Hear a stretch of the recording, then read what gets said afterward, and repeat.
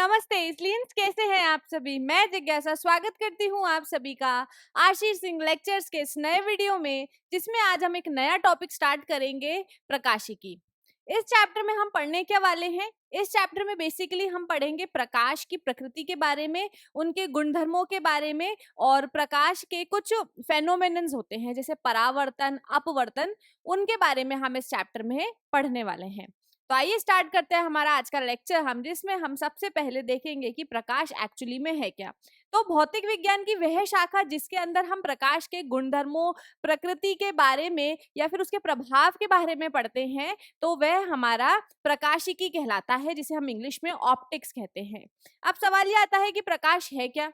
तो जब भी हम फिजिक्स पढ़ते हैं तो हम ऊर्जाओं के बारे में काफी ज्यादा पढ़ते हैं। तो यहाँ पे हमारा जो प्रकाश है ऊर्जा का एक रूप है जो हमें देखने की संवेदना उत्पन्न करता है। प्रकाश क्या है? ऊर्जा का वह रूप है जिसके कारण हमारी आंखों में देखने की संवेदना उत्पन्न होती है या फिर हमें देखने में सहायता करता है। जब प्रकाश किसी बिंदु पर पड़ता है, जैसे मान लो कि हमारे पास में ये बॉक्स है,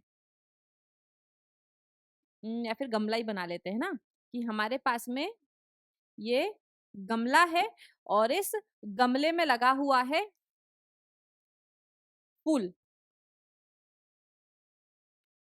तो हम इस गमले में लगे हुए फूल को कब देख पाएंगे? हम इस गमले में लगे हुए फूल को तब देख पाएंगे जब प्रकाश का कोई सोर्स, प्रकाश का कोई स्रोत क्या करेगा। अब प्रकाश किसी ना किसी स्रोत से तो आएगा, हो सकता है कि वो स्रोत हमारा सूर्य हो जाए या फिर बल्ब हो जाए या फिर टॉर्च हो जाए। तो प्रकाश की किरणें क्या करेगी? इस स्रोत से आएगी और स्रोत से आने के बाद में जो भी व्यक्ति होगा उसकी आंखों से टकराएगी। यहाँ पर कोई व्यक्ति खड़ा है, ये व्यक्ति की आंख है ना। तो प्रकाश को देखने के लिए क्या होगा? सबसे पहले प्रकाश किरण स्रोत से सबसे पहले प्रकाश किरण क्या करेगी? स्रोत से आकर के वस्तु पर टकराएगी, स्रोत से आकर वस्तु पर टकराएगी इस तरीके से।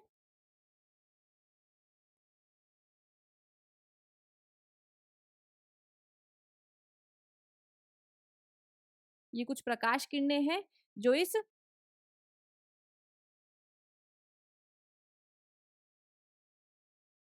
गमले से आ रही है, इस गमले से आकर के टकराएगी और टकराने के बाद में इस गमले से क्या होगी? इस गमले से परावर्तित होकर के हमारी आंखों तक पहुंचेगी। इस गमले से परावर्तित होकर के हमारी आंखों तक पहुंचेगी, और जब ये गमले से परावर्तित होकर के हमारी आंखों तक पहुंचेगी, तभी हम क्या कर सकते हैं?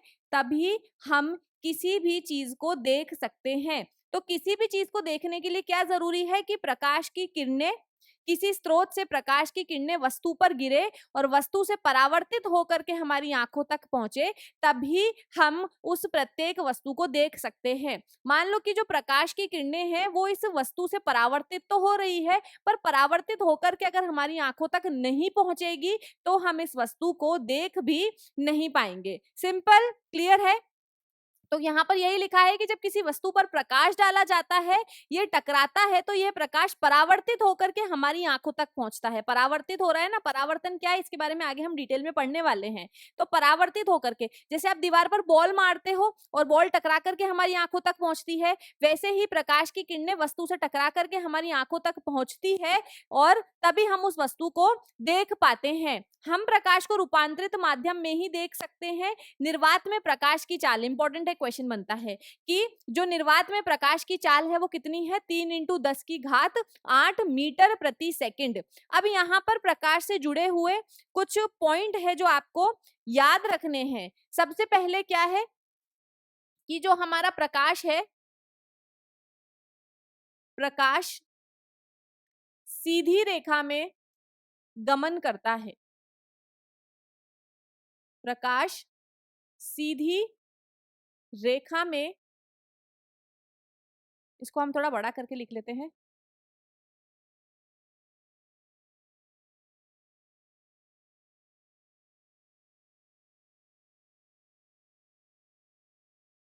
यहां हम लिख लेंगे कि जो हमारा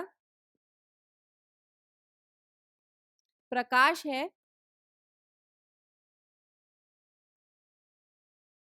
सीधी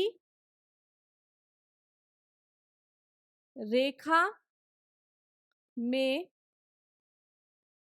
गमन करता है।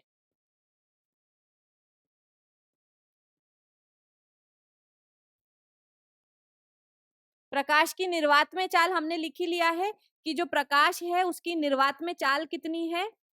प्रकाश की निर्वात में चाल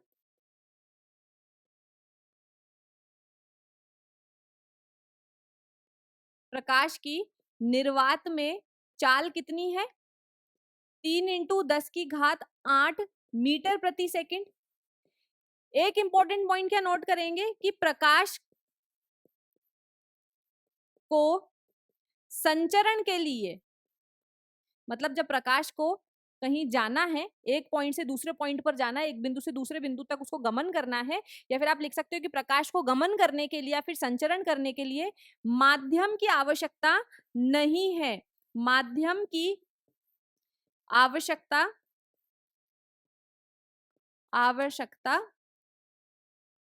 नहीं है। नेक्स्ट पॉइंट और इंपॉर्टेंट इसी से जुड़ा हुआ है, भले ही प्रकाश को संचरण करने के लिए माध्यम की आवश्यकता नहीं है, परंतु प्रकाश की जो चाल है वो माध्यम पर निर्भर करती है। मतलब हमने जैसे देखा है कि प्रकाश की जो निर्वात में चाल है 3 × 10⁸ मीटर प्रति सेकंड है, 3 × 10⁸ मीटर प्रति सेकंड है। लेकिन यही अगर आप माध्यम बदल देते हो, यही अगर हमारा जो प्रकाश है वो कांच में, ग्लास में अगर संचरण कर रहा है, तो उसकी जो चाल है वो कितनी हो जाएगी 2 × 10⁸ मीटर प्रति सेकंड हो जाएगी। तो हम यहां लिख सकते हैं कि प्रकाश की चाल माध्यम बदलने पर बदल जाती है। माध्यम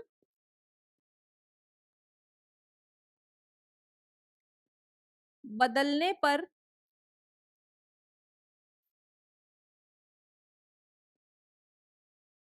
बदल जाती है। और क्या लिखेंगे, और भी कुछ इंपॉर्टेंट पॉइंट्स है जिसके बारे में हम लिखेंगे, इसको हम ऊपर शिफ्ट कर देते हैं।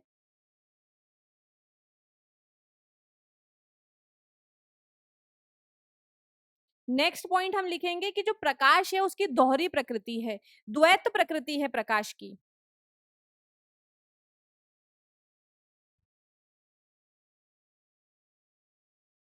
प्रकाश की द्वैत प्रकृति है। द्वैत प्रकृति मतलब डुअल नेचर है, दोगला है ना, ऐसे बोल सकते हैं, डुअल नेचर है।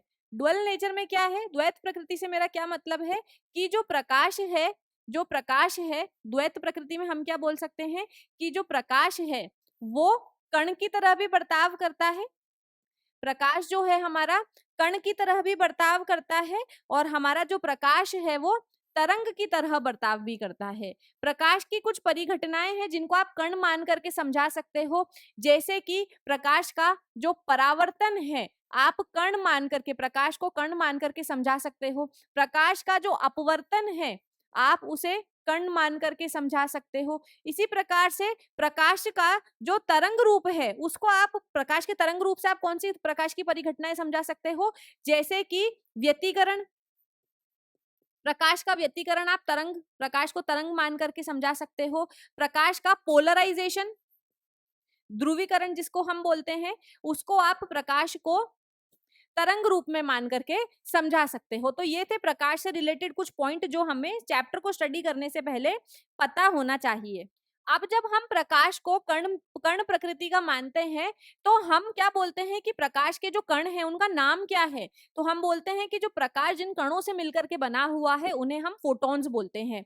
इसी प्रकार जब हम बोल रहे हैं कि जो प्रकाश है वो तरंग से बना हुआ है, तो वो तरंग क्या है, तो हम बोल देते हैं कि जो प्रकाश है वो विद्युत चुंबकीय विद्युतीय चुंबकीय तरंग है। विद्युतीय चुंबकीय तरंग है, और प्रकाश से रिलेटेड कुछ परिघटनाएं जैसे व्यतिकरण, पोलराइजेशन, विवर्तन यानी कि डिफ्रैक्शन, उन सबको हम प्रकाश को तरंग मान करके समझा सकते हैं। जो प्रकाश की कण वाली थ्योरी है वो सबसे पहले न्यूटन द्वारा रखी गई थी, लेकिन बाद में फिर सबने मान भी लिया था कि हाँ जो प्रकाश है वो कण प्रकृति का है। बहुत सालों तक, लगभग 100 सालों तक सभी साइंटिस्ट ने ये माना कि प्रकाश जो है कण प्रकृति का है। फिर बाद में ह्यूगिन्स नाम के एक साइंटिस्ट आए, उन्होंने इस बात को प्रूव करा कि नहीं, जो प्रकाश है वो तरंग प्रकृति का है। फिर सब लोग मानने लगे कि हाँ भाई प्रकाश तरंग प्रकृति का है। फिर बाद में फोटो इलेक्ट्रिक इफेक्ट जो है आइंस्टीन द्वारा दर्शाया गया, उसमें फिर बाद में फिर से बहस छिड़ी जो प्रकाश है वो हमारा कर्ण प्रकृति का है। तो बाद में जाकर के सभी साइंटिस्ट ने इस चीज पर मतलब इस चीज पर वो माने कि जो प्रकाश है वो ड्वेल नेचर दर्शाता है, द्वैत प्रकृति दर्शाता है। वो कण की तरह बर्ताव भी करता है और वो तरंग की तरह बर्ताव भी करता है। तो अभी हम जो हमारा फर्स्ट सेक्शन है उसमें हम परावर्तन के बारे में पढ़ेंगे प्रकाश के। तो मैंने आपको सिंपल सा बताया है, हम बॉल को दीवार पर मारते हैं और जब बॉल को दीवार पर मार रहे हो तो टकरा करके वो वापस आ रही है। ऐसे ही प्रकाश जो है हमारा छोटे छोटे कणों के रूप में बना हुआ है। प्रकाश जो कण है वो इस तरीके से कणों का जो एक तरीके का बीम है, कणों के पुंज के रूप में वो चलते रहते हैं। तो जब आप प्रकाश किसी भी सतह पर टकराता है तो टकरा करके ये वापस पुनः उसी माध्यम में लौट आना। प्रकाश का किसी ओपेक सरफेस से, यानी कि किसी ऐसी सरफेस जिसके आर पार आपको नहीं दिखता है, तो प्रकाश का किसी ऐसी सतह से टकराना जो कि ओपेक है, जिसके आर पार नहीं दिखाई देता है, जैसे दीवार हमारा ओपेक सरफेस हो गया है। तो जब प्रकाश किसी ऐसी सतह से टकराता है जिसके अपारदर्शी, जिसको हम बोलते हैं ना अपारदर्शी सतह से, तो जब प्रकाश किसी अपारदर्शी सतह से टकराता है, टकरा करके पुनः उसी माध्यम में अगर वापस लौट करके आ रहा है, तो प्रकाश की इस परिघटना को हम प्रकाश का परावर्तन बोलते हैं। जब प्रकाश की एक किरण पॉलिश की गई सतह, वैसे तो परावर्तन जरूरी नहीं है पॉलिश सरफेस से हो, परावर्तन जो है हर सतह से हो जाता है, हर अपारदर्शी सतह से जो है हमारा प्रकाश का परावर्तन होता है। यहाँ पर मिरर के रेफरेंस में दिया हुआ है, यहाँ पर दर्पण से समझाया गया है, इसीलिए यहाँ पर इस तरीके से लिखा हुआ है। तो देखो, जब प्रकाश किसी अपारदर्शी सतह से टकराती है और टकरा करके वापस पुनः उसी माध्यम में लौट आती है, तो हम कहते हैं कि प्रकाश का परावर्तन हो गया है। जैसे दर्पण पर बॉल का एग्जाम्पल मैंने आपको दिया है। अब देखो, आपकी सतह दो तरीके की हो सकती है। या तो हो सकता है कि आपके पास में बिल्कुल सीधी सपाट समतल सतह है, जिसके ऊपर जो बिल्कुल स्मूथ है ना, उसके ऊपर कोई भी बम्प्स मौजूद नहीं है। जैसे देखो, एक तो बिल्कुल प्लेन रोड होती है और एक गड्ढे वाली रोड होती है। तो अगर आपकी जो सतह है बिल्कुल समतल है, बिल्कुल पॉलिश्ड है, बहुत ज्यादा पॉलिश सतह है, तो जो आपका परावर्तन होता है वो कैसा होता है? रेगुलर परावर्तन होता है। रेगुलर परावर्तन में क्या है, मैं आपको बता देती हूँ कि अगर आपकी जो सतह है वो बिल्कुल समतल सतह होगी, तो जितनी भी प्रकाश किरणें स्रोत से आने के बाद में सतह पर टकरा रही है, तो वो जो आपकी परावर्तित किरणें हैं, भाई आने वाली किरण को अपन आपतित किरण बोलते हैं, जो भी किरण स्रोत से आ रही है उसे आपतित किरण बोल रहे हैं, और सतह पर टकरा करके जो किरण वापस जाती है उसे हम परावर्तित किरण कहते हैं। तो अगर आपका समतल कैसा है? सपाट है। अगर आपका जो सतह है वो समतल है, अगर आपकी सतह समतल है, तो आपतित होने वाली प्रकाश किरणें सतह से टकराने के बाद में जब परावर्तित होकर के जाएगी, तो ये जो परावर्तित किरणें हैं ये भी एक दूसरे के, ये जो परावर्तित किरणें हैं ये भी एक दूसरे के कैसे जाएगी, ये पेन थोड़ा स्लिप हो रहा है, ये भी एक दूसरे के समांतर चली जाएगी। तो जब भी आपका रेगुलर परावर्तन हो रहा है, तो उसमें क्या होगा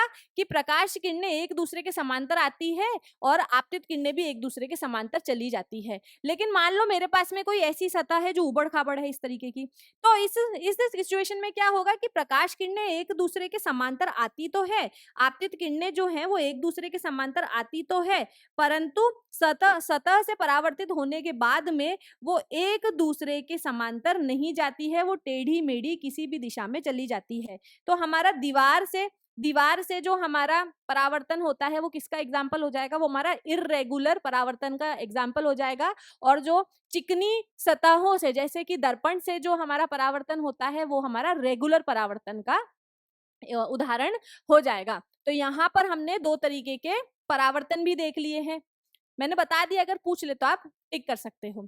तो यहाँ पर हम क्या देख रहे हैं कि वह प्रकाश की वह परिघटना जिसमें वह किसी अपारदर्शी सतह से टकरा करके पुनः उसी माध्यम में लौट जाती है, उसे हम प्रकाश का परावर्तन कहते हैं।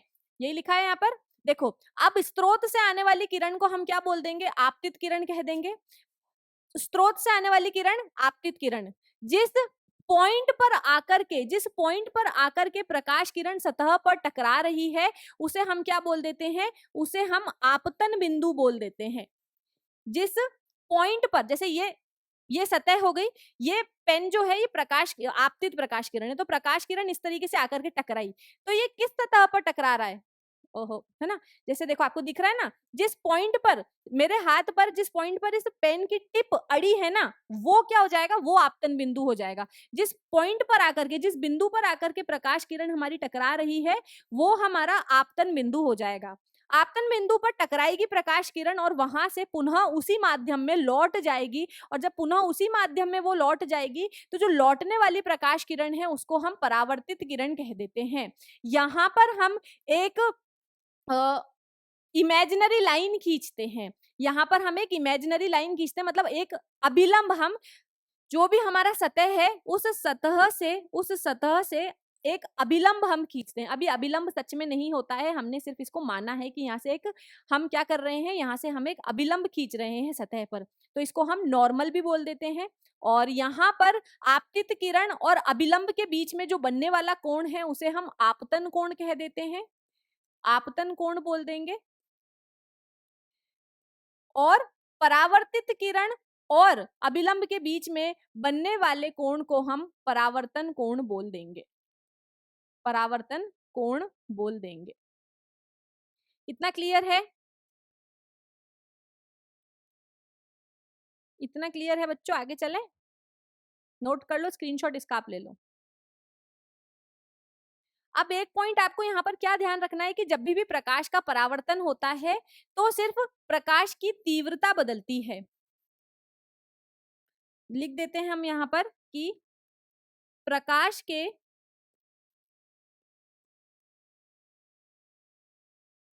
परावर्तन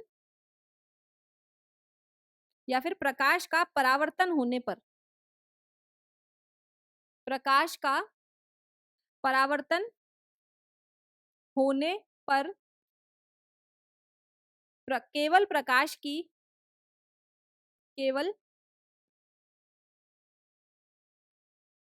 प्रकाश की तीव्रता कम हो जाती है। होता है ना कभी कभी, हम बहुत लगता है हमारा स्किन कलर तो एकदम ब्राइट है, बिल्कुल हमारी स्किन जो है ब्राइट है, उजली है, लेकिन कांच में हमें वो थोड़ी डल नजर आती है ना, काली थोड़ी सी नजर आती है। तो ऐसा क्यों होता है? क्योंकि जब प्रकाश का परावर्तन होता है तो प्रकाश की जो तीव्रता है वो घट जाती है, प्रकाश की जो तीव्रता है वो घट जाती है। तो परावर्तन के दौरान केवल प्रकाश की तीव्रता में बदलाव आता है, बाकी प्रकाश का तरंग दैर्ध्य नहीं बदलता है, प्रकाश की जो आवृत्ति है उसमें कोई बदलाव नहीं आता है, प्रकाश की जो चाल है उसमें भी कोई बदलाव नहीं आता है, केवल प्रकाश की जो तीव्रता है, परावर्तन के दौरान केवल प्रकाश की तीव्रता में बदलाव आता है।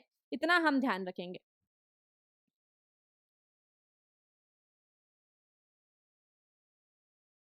घट जाती है। चलो नेक्स्ट पॉइंट, प्रकाश के परावर्तन के नियम। अब देखो ये जो मैं परावर्तन के नियम बता रही हूँ ना, ये सभी सतहों पर लागू होते हैं। हमने यहाँ पर क्या देखा है, यहाँ पर हम वापस से डायग्राम बना लेते हैं। यहाँ पर हम फिर से एक डायग्राम बना लेंगे और जल्दी से एक डायग्राम बनाएंगे हम। यहाँ पर ये हमारी आपतित किरण है और ये हमारी, पहले हम अभिलंब खींच लेते हैं ना, पहले हम अभिलंब बना लेते हैं। यहाँ पर ये हमारा अभिलंब,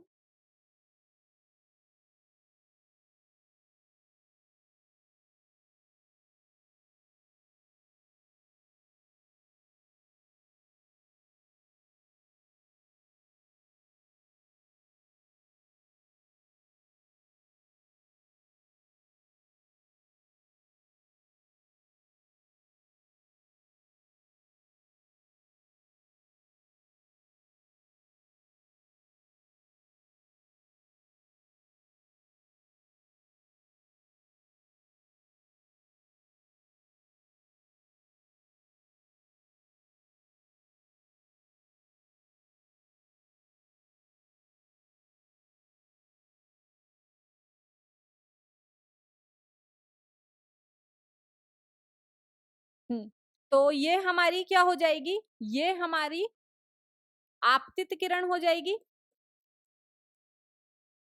आपतित किरण। ये हमारी परावर्तित किरण,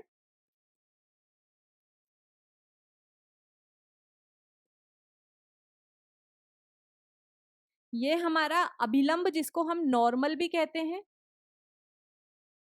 ये हमारा अभिलंब जिसे हम नॉर्मल भी कहते हैं, ये हमारा आपतन कोण, आई से आपतन कोण और आर से परावर्तन कोण, क्योंकि हम इसे एंगल ऑफ इंसिडेंस और एंगल ऑफ रिफ्लेक्शन कहते हैं, इसलिए आई और आर से इसको हम दर्शा रहे हैं। और यहाँ पर क्या है हमारा, ये आपतन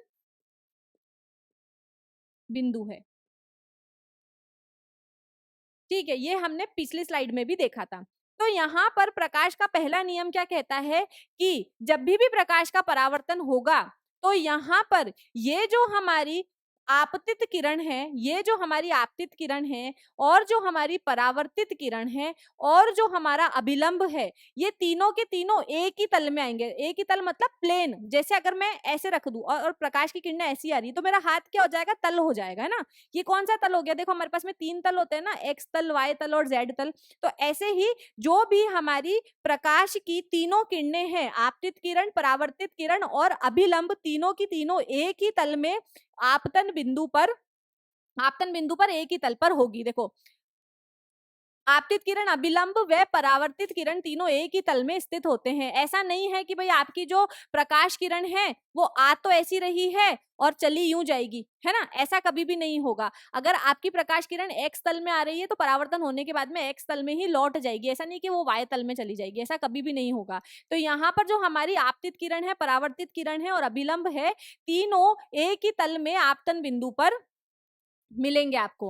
और जो हमारा यहाँ पर सेकंड हमारा लॉ क्या है कि जो हमारा आपतन कोण का मान है वो सदैव ही परावर्तन कोण के मान के बराबर होता है। अब जो यहाँ पर हमारे परावर्तन के नियम है, ये सिर्फ समतल दर्पण पर लागू नहीं होता है, बल्कि ये हमारे गोलीय दर्पण पर भी लागू होता है। जैसे मान लो कि मेरे पास में, वैसे गोलीय दर्पण के बारे में हम आगे पढ़ेंगे, लेकिन मैं आपको बता देती हूँ। जैसे मान लो कि ये हमारा गोलीय दर्पण है, देखो ऐसा दर्पण जिसका जो परावर्तक पृष्ठ है वो अंदर की ओर धसा हुआ हो, ऐसा दर्पण जिसका परावर्तक पृष्ठ जो है, परावर्तक पृष्ठ मतलब जिस पृष्ठ से परावर्तन हो रहा हो, अगर वो अंदर की ओर धसा हुआ है तो उसे हम क्या बोल देते हैं, उसे हम अवतल दर्पण बोल देते हैं।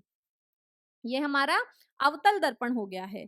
और ऐसा दर्पण जिसका परावर्तक पृष्ठ बाहर की ओर उभरा हुआ हो तो ऐसे दर्पण को हम उत्तल दर्पण बोल देते हैं।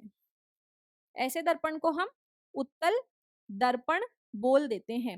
अब आपको क्या ध्यान रखना है, अब जैसे ये जो आपतित किरण, परावर्तित किरण और जो यहाँ पर आपकी अभिलंब है, वो तीनों एक ही तल पर आनी चाहिए। पहला नियम तो ये है। और दूसरा नियम क्या कहता है कि आपतन कोण का मान जो है वो सदैव ही परावर्तन कोण के बराबर होता है, दूसरा नंबर ये कहता है, दूसरे नंबर का नियम। तो यहाँ पर ये जो दोनों नियम है केवल समतल दर्पण पर लागू नहीं होते हैं, बल्कि ये जो दोनों नियम है ये हमारे गोलीय दर्पण पर भी लागू होते हैं। जैसे यहाँ पर हमारी आपको अभी तक मैंने पढ़ाया नहीं है लेकिन फिर भी मैं बता देती हूँ, सिर्फ समझने के लिए, है ना, आगे सबको मैं बताऊंगी क्या क्या चीज क्या है। जैसे मान लो कि कोई भी हमारी प्रकाश किरण इस तरीके से दर्पण पर आकर के आपतित हो रही है, तो हमेशा जो गोलीय दर्पण का अभिलंब है वो कर्वेचर से होकर के निकलता है ना, वक्रता केंद्र से होकर के निकलता है। तो यहाँ पर जब प्रकाश किरण इस प्रकार आपतित होगी तो ये जो है, यहाँ पर जितना आपतन कोण बनेगा उतना ही यहाँ पर प्रकाश किरण द्वारा परावर्तन कोण भी बनेगा। तो चाहे दर्पण आपका समतल हो चाहे गोलीय हो, परावर्तन के नियम का लागू जो है वो दोनों पर होगा, समतल दर्पण पर भी लागू होगा और गोलीय दर्पण पर भी लागू होगा। अब दर्पण क्या होता है, तो दर्पण एक चमकदार पृष्ठ होता है, मतलब एक कांच का हिस्सा है, उसके एक हिस्से पर हम कलई कर देते हैं, सिल्वर की पॉलिश कर देते हैं हम, और उसके पीछे हम लाल रंग का पेंट लगा देते हैं, और जिसकी वजह से उसका जो एक पृष्ठ है उस पे तो कलई हो जाएगी और आगे वाला जो भाग होगा वो चमकदार हो जाएगा, जिसके ऊपर प्रकाश किरणें आपतित होती है और जिससे परावर्तन होता है। तो यहाँ पर एक चमकदार पृष्ठ जो स्वयं पर आपतित प्रकाश के अधिकांश भाग को परावर्तित कर देता है, मतलब एक ऐसा चमकदार पृष्ठ जिस पर पड़ने वाली प्रकाश किरणों का अधिकांश भाग, है ना, अधिकांश क्यों, मतलब सारी नहीं करता है, कुछ बहुत ही एब्जॉर्ब भी कर लेता है। तो यहाँ पर अधिकांश भाग को जब ये परावर्तित कर देता है तो ऐसी सतह को हम दर्पण कह देते हैं। दर्पण हमारे पास में दो प्रकार के होते हैं। सबसे पहले हमारा समतल दर्पण होगा, इसके बारे में हमने अभी देखा था पीछे, ये इस तरीके का जो बिल्कुल स्ट्रेट होगा वो समतल दर्पण होगा। और यहाँ पर हमारे पास में गोलीय दर्पण होते हैं। गोलीय दर्पण हमारे दो प्रकार के होंगे, ये हमारा अवतल दर्पण हो जाएगा, और जिसका परावर्तक पृष्ठ बाहर की तरफ उभरा हुआ होगा वो हमारा उत्तल दर्पण हो जाएगा। पीछे मैंने नोट करा दी थी ये चीज। तो यहाँ पर सवाल ये है कि खोखले दर्पण, सॉरी, जो हमारे ये गोलीय दर्पण है, इनको बनाया कैसे जाता है। तो भाई क्या होता है, एक बड़ा सा कांच का गोला होता है, इस बड़े से कांच के गोले को हम ऐसे कट कर देते हैं, है ना। अब इस बड़े से कांच के गोले को जब मैं काट दूंगी तो मेरे पास में कुछ इस तरीके की सतह आ जाएगी, है ना। अब यहाँ पर अगर मैं इसका पीछे वाले भाग को कलई कर दूंगी और आगे वाला हिस्सा अंदर की तरफ धसे हुए हिस्से को अगर मैं परावर्तक रहने दूंगी तो ये मेरा अवतल दर्पण हो जाएगा। और मान लो मैं इसको कहीं से भी काट सकती हूँ, एक गोले से बहुत सारे दर्पण बन सकते हैं। ये दूसरा हिस्सा आया है, इसके मैंने बाहर वाले पृष्ठ को क्या कर दिया है, बाहर वाले पृष्ठ को मैंने पेंट कर दिया है, कलई कर दिया है, और दोनों सेम ही बन गए ना। एक सेकेंड, यहाँ पर ये मैंने दूसरा वाला जो दूसरा हिस्सा जो मैंने इस खोखले गोले का काटा है, अगर इस खोखले गोले का मैं अंदर वाले हिस्से को पॉलिश कर देती हूँ और बाहर वाला पृष्ठ इसका परावर्तक रहने देती हूँ तो मेरा उत्तल दर्पण बन जाएगा। तो कहने का मतलब क्या है कि जो हमारे गोलीय दर्पण है वो खोखले कांच के गोले को काट करके बनाए जाते हैं। फिर हम क्या करते हैं, इसके ऊपर या तो पारा या फिर लाल ऑक्साइड लेप कर देते हैं, और जो दूसरा पृष्ठ है उसको हम परावर्तक के रूप में छोड़ देते हैं कि भाई हाँ इस सतह से हमारा यहाँ पर परावर्तन होगा। दो प्रकार के हैं, अवतल और उत्तल। डिटेल में आगे बात करेंगे हम इनके बारे में। अब देखो प्रतिबिंब क्या होता है। तो यहाँ पर वस्तु के किसी बिंदु को चलने वाली प्रकाश किरण, वस्तु के किसी बिंदु से चलने वाली प्रकाश किरणें परावर्तन या अपवर्तन के पश्चात जिस बिंदु पर मिलती है या मिलती हुई प्रतीत होती है। क्या मतलब है इसका, मैम समझ नहीं आया। चलो देखते हैं। यहाँ पर मान लो ये मेरा दर्पण है, अभी मैं अपवर्तन के बारे में बात नहीं कर रही हूँ, मैं सिर्फ परावर्तन ही बात करूंगी, लेकिन मैं दोनों तरीके की इमेजेस आपको बता दूंगी। ये मेरा समतल दर्पण है, इस समतल दर्पण को हम ऐसे पीछे पेंट कर देते हैं और ये इसका परावर्तक पृष्ठ हो जाएगा आगे वाला। यहां पर मान लो कोई बिंदु है, अब एक बिंदु से बहुत सारी प्रकाश किरणें निकल सकती, जरूरी नहीं है कि एक बिंदु से एक ही प्रकाश किरण निकलेगी, ठीक है। तो यहाँ पर जो हमारी वस्तु है, वस्तु तो कुछ भी हो सकती है, हमारी वस्तु से निकलने वाली जो प्रकाश किरणें हैं जो जाकर के किस पर टकराएगी, जो जाकर के इस तरीके से हमारे, जो जाकर के हमारे दर्पण से टकराएगी। मान लो कि एक प्रकाश किरण ऐसी सीधी सीधी जाएगी और एक प्रकाश किरण ऐसे जाएगी, तो ये दोनों तो हमारी आपतित किरणें हो गई हैं। अब यहाँ पर हम अभिलंब बना लेते हैं, अभिलंब तो ये तो 90 डिग्री पर है तो इसका अभिलंब तो ऐसे ही रहेगा, और ये जिस सतह से जाएगी उसी सतह पर, उसी जिस रास्ते से जाएगी उसी रास्ते से वापस आ जाएगी। और यहाँ पर ये जो हमारी प्रकाश किरण है ये इस तरीके से लौट जाएगी वापस, ये इस तरीके से लौट जाएगी वापस। तो ये तो हमारी क्या है, परावर्तन और अपवर्तन, सॉरी आपतित किरणें और परावर्तित किरणें हैं। अब यहाँ पर प्रतिबिंब कब बनेगा, यहाँ पर प्रतिबिंब तब बनेगा जब यहाँ पर हमारी जो प्रकाश किरणें हैं, ये जो हमारी आपतित किरणें हैं, देखो ये वाली इस तरीके से पीछे की तरफ एक्सटेंड हो जाएगी, इस तरीके से पीछे की तरफ मिलेगी, और ये वाली जो प्रकाश किरण है हमारी, मैं इसको दूसरे कलर से बना देती हूँ, ये यहाँ पर मेरे पास में इस तरीके से मिलेगी, और ये वाली को पीछे जब मैं एक्सटेंड करूंगी तो ये दोनों जो प्रकाश किरणें हैं, इसको जब मैंने पीछे की तरफ खींच करके देखा तो ये मेरे पास में दोनों जो प्रकाश किरणें हैं ये मुझे इस बिंदु पर मिलती हुई प्रतीत हुई है। तो ये मेरा ऑब्जेक्ट है, और मेरी प्रकाश किरणें, यहाँ पर मेरी आपतित प्रकाश किरणें दर्पण से परावर्तन के बाद में जिस बिंदु पर मिलती हुई प्रतीत हो रही है वहां मेरे प्रतिबिंब का निर्माण होगा। या फिर मैं ऐसे बोल दूं कि दर्पण से परावर्तन के या फिर किसी भी सतह से अपवर्तन के बाद में प्रकाश किरणें जिस बिंदु पर मिलती है या फिर मिलती हुई प्रतीत होती है, यहाँ पर मिलती हुई प्रतीत हो रही है, हमने खींच करके मिलाया है, खुद नहीं मिल रही थी ये, तो बिंदुओं के प्रकाश किरणों के मिलने से हमारे प्रतिबिंब का निर्माण होता है। यही लिखा है कि वस्तु के किसी बिंदु से चलने वाली प्रकाश किरणें परावर्तन या अपवर्तन के बाद में जिस बिंदु पर मिलती है या फिर मिलती हुई प्रतीत होती है, उस बिंदु को प्रथम बिंदु का हम प्रतिबिंब कह देते हैं। भाई, प्रथम बिंदु का हम क्या कह देंगे? प्रतिबिंब कह देंगे। जिस भी बिंदु से प्रकाश किरण चल करके आ रही है उसका ये प्रतिबिंब होगा। तो यहाँ पर दोनों की दोनों प्रकाश किरणें जिस बिंदु पर मिल रही है वो हमारे वस्तु का प्रतिबिंब हो जाएगा। देखो, अब जब किसी वस्तु को दर्पण के सामने रखा जाता है तो दर्पण में उसकी आकृति बन जाती है। वो आकृति कुछ नहीं होता, वो आकृति प्रतिबिंब ही होता है वस्तु का, और इसी को हम प्रतिबिंब कहते हैं। अब देखो बच्चों, यहाँ पर जो हमारी प्रकाश किरणें है ना, यहाँ पर जो हमारी प्रकाश किरणें हैं वो मिलती हुई प्रतीत हो रही है। यहाँ पर प्रकाश किरणें मिलती हुई प्रतीत हो रही है।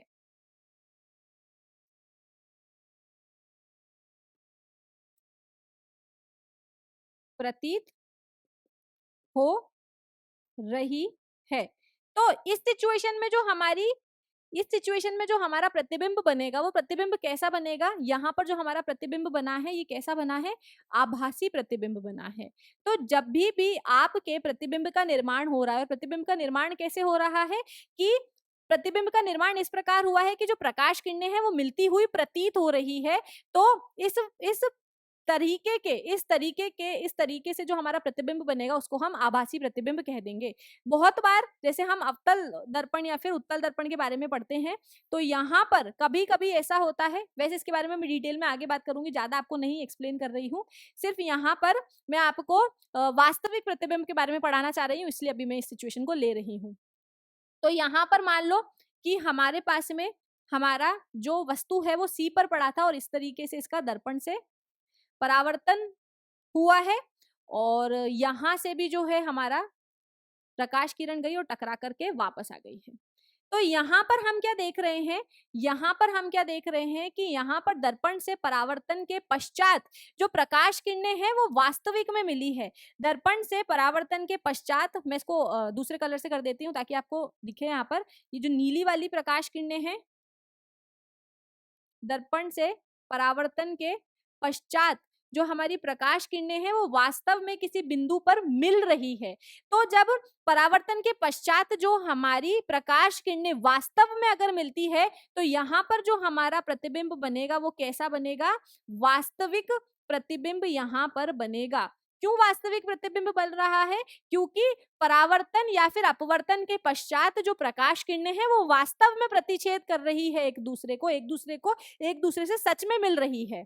और जो हमारा आभासी प्रतिबिंब है वो कब बनेगा? आभासी प्रतिबिंब तब बनेगा जब दर्पण से परावर्तन या फिर किसी भी सतह से अपवर्तन के पश्चात प्रकाश किरणें किसी बिंदु पर मिलती हुई प्रतीत हो रही है।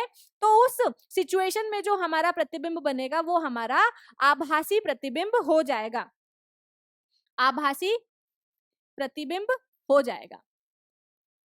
अब यहाँ पर जो आभासी प्रतिबिंब है वो सदैव सीधे बनेंगे।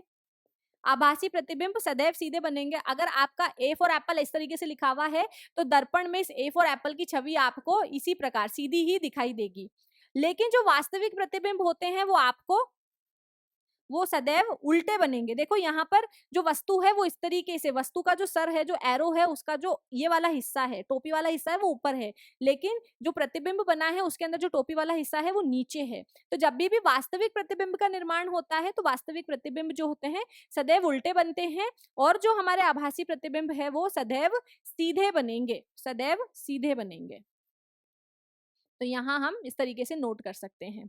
क्लियर है कि वास्तविक प्रतिबिंब क्या होता है और हमारा आभासी प्रतिबिंब क्या होता है? आभासी प्रतिबिंब वह प्रतिबिंब होते हैं जो किसी भी सतह से अपवर्तन या परावर्तन के बाद में जिस बिंदु पर प्रकाश किरणें मिलती हुई प्रतीत होती है तो इस बिंदु पर हमारा आभासी प्रतिबिंब बनेगा।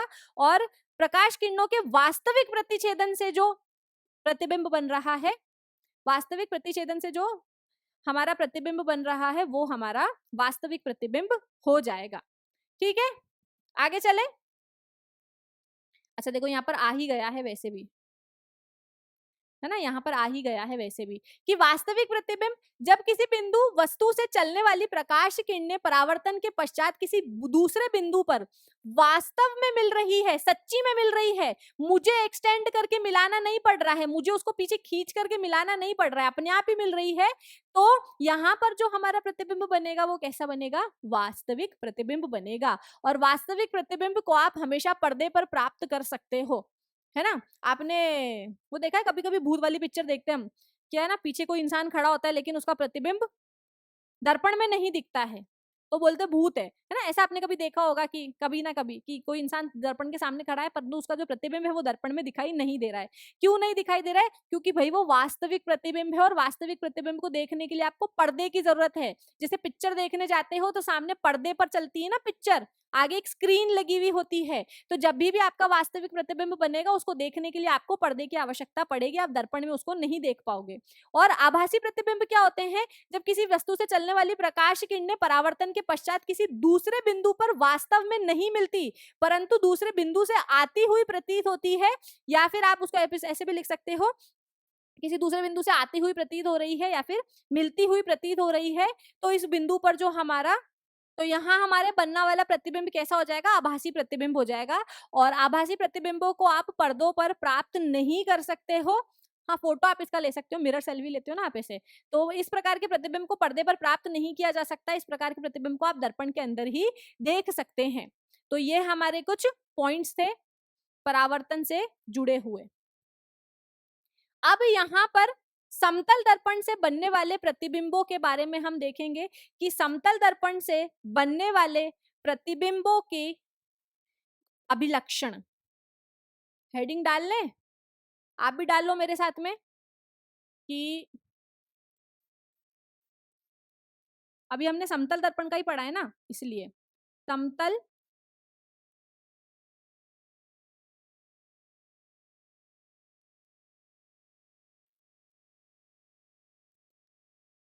समतल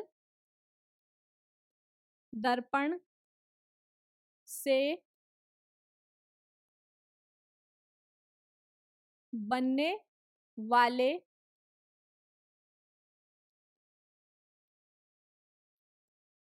प्रतिबिंब के अभिलक्षण किस प्रकार के बनते हैं, क्या क्या प्रॉपर्टीज दिखाएंगे।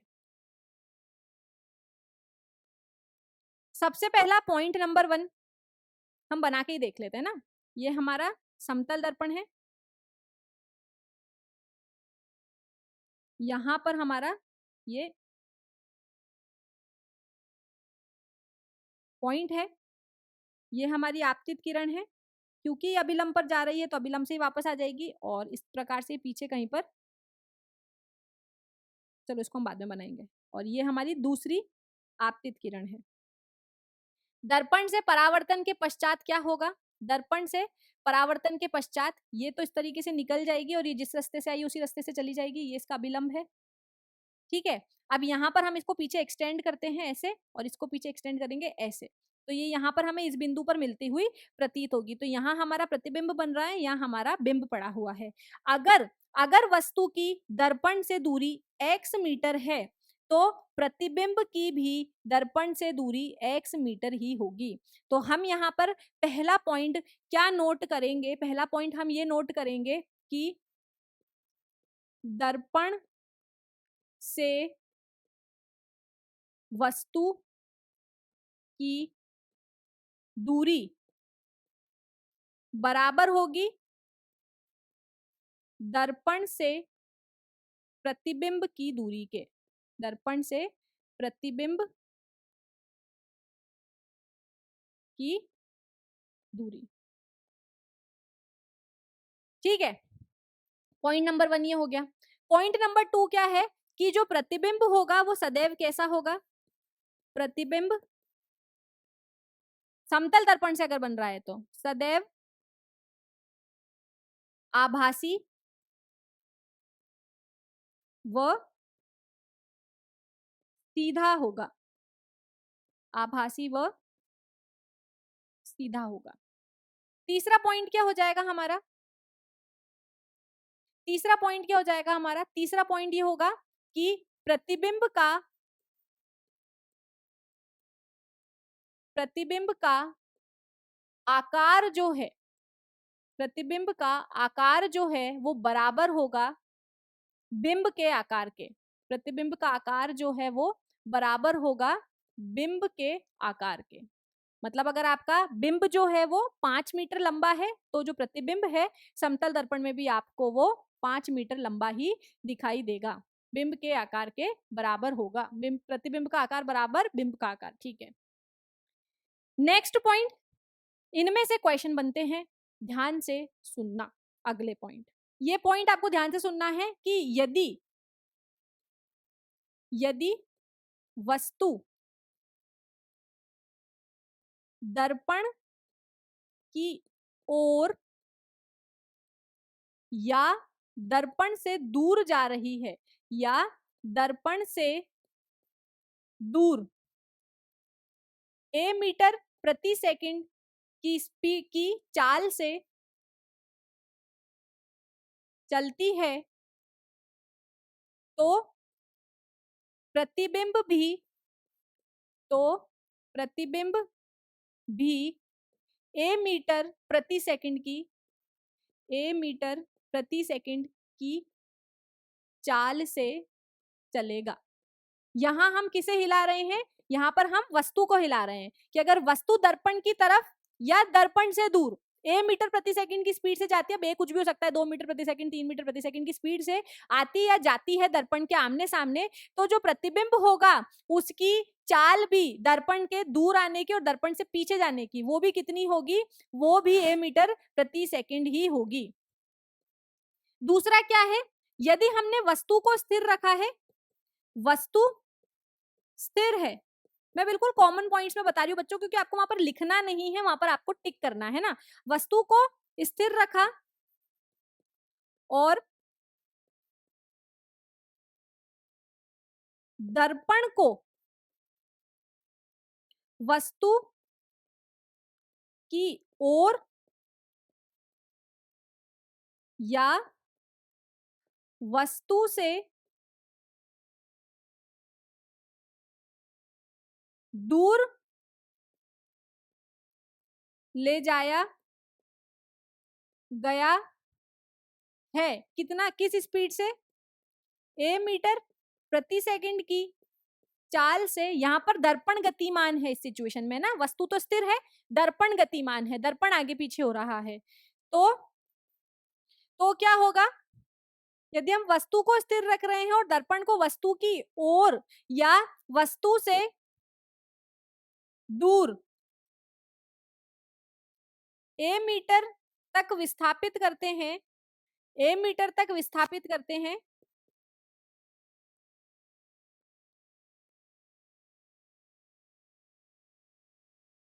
तो प्रतिबिंब तो प्रतिबिंब वस्तु की सापेक्ष, प्रतिबिंब वस्तु के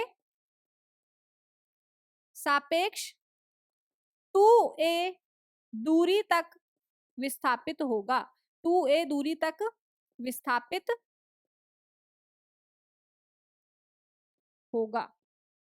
इस चीज का हमें ध्यान रखना है कि अगर आप दर्पण को फिक्स रख दिया और वस्तु को आप मूव कर रहे हो, है ना, वस्तु को आप मूव कर रहे हो, तो प्रतिबिंब भी उतने ही स्पीड से मूव करेगा। लेकिन आपने वस्तु को स्थिर रख दिया और दर्पण को आप मूव कर रहे हो, तो अगर दर्पण मीटर प्रति सेकंड से विस्थापित हो रहा है ना, अगर दर्पण को मूव कर रहे हो तो क्या होगा? आपको प्रतिबिंब मूव, तो आपको जो प्रतिबिंब है वो मूव करता हुआ नजर आएगा।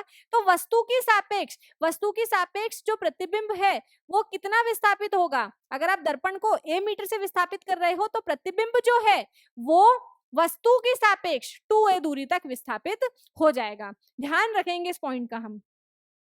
कुछ मेन पॉइंट्स और है हमारे यहाँ पर जिसमें से डायरेक्ट हमारा क्वेश्चन बनता है, वो क्या है कि यदि दो समतल दर्पण को, यदि दो समतल दर्पणों को आप थीटा कोण पर रखते हैं, या फिर दो समतल दर्पणों को थीटा कोण पर रखा जाए, थीटा कोण पर रखा जाए तो बनने वाले प्रतिबिंब की संख्या, तो बनने वाले प्रतिबिंब की संख्या कितनी होगी? बनने वाले प्रतिबिंब की संख्या आपको इस सूत्र से मिलेगी, आपको इस सूत्र से मिलेगी, n बराबर थीटा बटा 360। n यहां पर क्या है? n यहां पर आपका प्रतिबिंब की संख्या है।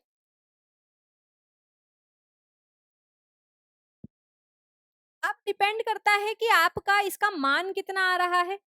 अगर थीटा बराबर 360 का मान सम आ रहा है, यानी कि इवन आ रहा है, या तो सम आएगा या फिर आपका जो मान है वो विषम आएगा। अगर आपका थीटा बाय 360 का जो मान है वो सम आ रहा है, एक इवन नंबर आ रहा है, तो आपका जो प्रतिबिंब बनेगा, तो आपके जो बनने वाले प्रतिबिंब की संख्या है उसके लिए आपको क्या कर देना है? n-1 कर देना है। मतलब आपने क्या करा है कि आपने मान लो कि यहाँ पर आपका जो दोनों दर्पण है, जो आपके दोनों दर्पण है वो एक दूसरे से 60 डिग्री के कोण पर पड़े थे। तो यहाँ पर अगर मैं n का मान निकालूंगी तो कितना आएगा? एक सेकंड, ही मैंने उल्टा लिख दिया बच्चों, एक सेकंड है ना, 360 बटा थीटा करेंगे इसको हम। तो यहां पर क्या माना जाएगा मेरे n का? 6 माना जाएगा। अब ये 6 कैसी संख्या है? इवन संख्या है, इवन संख्या है ना, तो इवन संख्या आ रहा है। अब आपने वस्तु को कैसे भी रखा हो, इसमें कोई केस नहीं बनेगा। अगर आपका n का मान जो है इवन आ रहा है तो आप क्या करोगे? आपके प्रतिबिंब की संख्या कितनी हो जाएगी? आपके बनने वाले प्रतिबिंब की संख्या हो जाएगी n-1, मतलब आपके 5 प्रतिबिंब बनेंगे। अब अगर आपके इस वाले n की वैल्यू कैसी आ रही है? सम आ रही है, सॉरी, अगर आपके इस बनने वाले प्रतिबिंब का जो संख्या है वो विषम आ रहा है, तो इसमें दो सिचुएशन हो सकती है। या तो आपने वस्तु को सममित रखा हो या फिर असमित रखा हो। सिमेट्रिक और असिमेट्रिक सुना है आपने? सममित रखा हो या फिर असममित रखा हो। इस सिचुएशन में क्या होगा? अगर आपने सममित रखा है, अगर आपने सममित रखा है तो आपको n-1 का सूत्र लगा देना है, और अगर आपने असममित रखा है तो बनने वाले प्रतिबिंब की संख्या n ही रहेगी।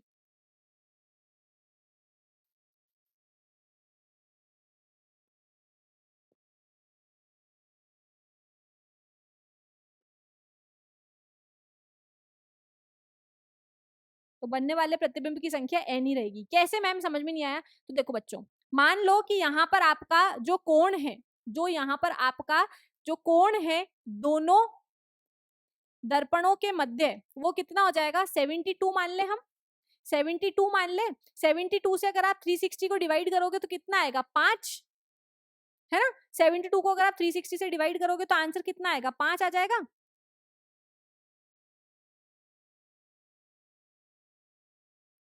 तो यहाँ पर इस स्थिति में हमारा n का मान कितना आ रहा है?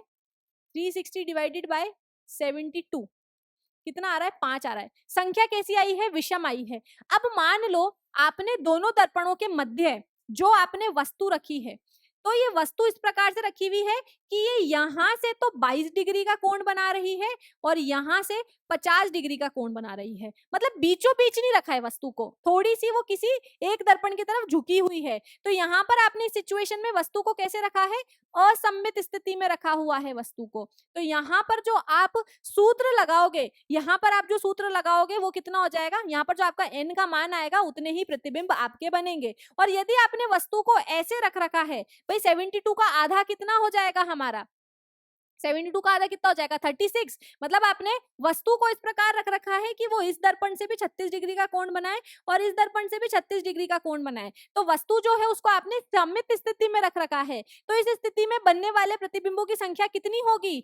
n-1। तो करना क्या है आपको? अगर उसने बोल दिया है कि दो दर्पण है, इसके बीच में XYZ कोण पे एक दूसरे से रखे हुए हैं, आपको सबसे पहले n बराबर थीटा बटा 360 का सॉरी 360 बटा थीटा का मान निकाल लेना है। अगर वो मान इवन आया है तो आपको क्या कर देना, जो भी मान आया उसमें से एक घटा दो, उतने प्रतिबिंब बन रहे हैं। अगर वो मान विषम आया है तो आप देखो कि उसने वस्तु को किस प्रकार रख रखा है। अगर वस्तु को उसने सममित स्थिति में रख रखा है तो आपका जो भी n का मान आया उसमें से 1 घटा दो, और अगर उसने वस्तु को असममित स्थिति में रख रखा है तो जो n का मान है वही आपके प्रतिबिंब की संख्या भी हो जाएगा। तो यहाँ पर ये एक पॉइंट हमारा और क्लियर होता है। इसमें से क्वेश्चन बनते हैं, बहुत इंपॉर्टेंट है, बहुत ही ज्यादा इंपॉर्टेंट है, तो इसको आपको याद रखना है।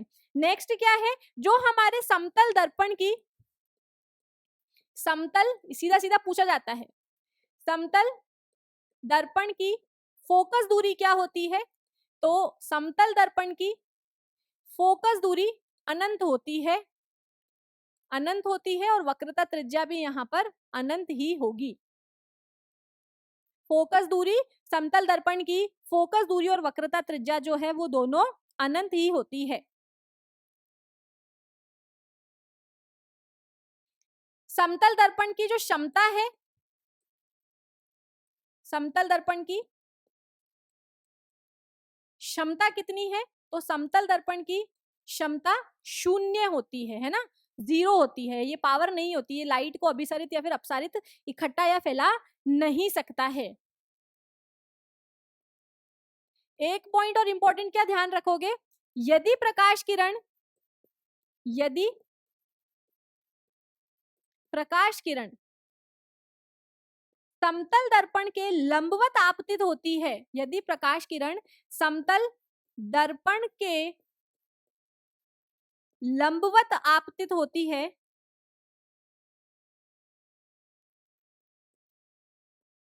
लंबवत आपतित होती है, तो वह उसी रास्ते से परावर्तित हो जाएगी, तो वह उसी रास्ते से परावर्तित हो जाएगी, मार्ग नहीं बदलेगा इसका, परावर्तित हो जाएगी। ये कुछ इंपॉर्टेंट पॉइंट्स थे, ये कुछ इंपॉर्टेंट पॉइंट्स थे जो आपको ध्यान रखने हैं। एक क्वेश्चन और बनता है, उसको भी हम यहां पर नोट करेंगे कि यदि दर्पण को, कौन सा दर्पण, समतल दर्पण की बात हो रही है, यदि समतल दर्पण को थीटा कोण से, यदि समतल दर्पण को थीटा कोण से घुमा दिया जाए तो प्रतिबिंब कितने कोण से घूमेगा? तो प्रतिबिंब कितने कोण से विचलित हो जाएगा, ऐसा हम बोल सकते हैं, कितने कोण से विचलित होगा। समतल दर्पण पड़ा है हमारा, यहां पर से कोण इस तरीके से, आपतित किरण इस प्रकार से आ रही है अभिलंब, और ये हमारा जो हमारा प्रतिबिंब किरण है ना, तो प्रतिबिंब की जो प्रतिबिंब नहीं, यहाँ पर आएगा परावर्तित किरण आएगा इधर, सॉरी, है ना, यहाँ हम परावर्तित किरण लिखेंगे। परावर्तित किरण कितने कोण से विचलित होगी, तो यहाँ हम लिखेंगे परावर्तित किरण जो है हमारी कितने कोण से विचलित होगी। तो यहाँ पर मेरा दर्पण ऐसे पड़ा था, ये मेरी आपतित किरण, मेरी परावर्तित किरण। मान लो इस दर्पण को मैं थीटा डिग्री से घुमा दूं, ये ऐसे पड़ा है ना अभी 180 पे, इसको घुमा करके ऐसे कर दूं, तो यहाँ पर जो ये मेरा, यहाँ पर जो मेरा ये समतल दर्पण है, इसको मैंने क्या करा है, इसको मैंने थीटा डिग्री से घुमा दिया है। तो थीटा डिग्री से जब मैंने इसको घुमा दिया है तो यहाँ पर विचलन कितना होगा?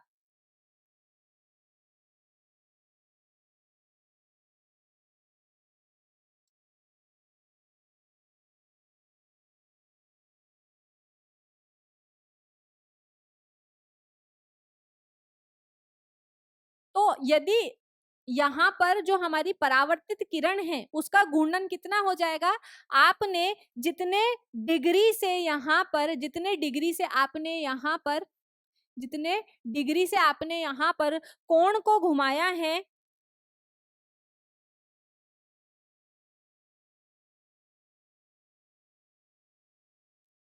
जितने डिग्री से आपने कोण को घुमाया है उस कोण की दुगनी वैल्यू को आप 180 में से माइनस कर दो और यहां से आपको पता लग जाएगा कि जो हमारी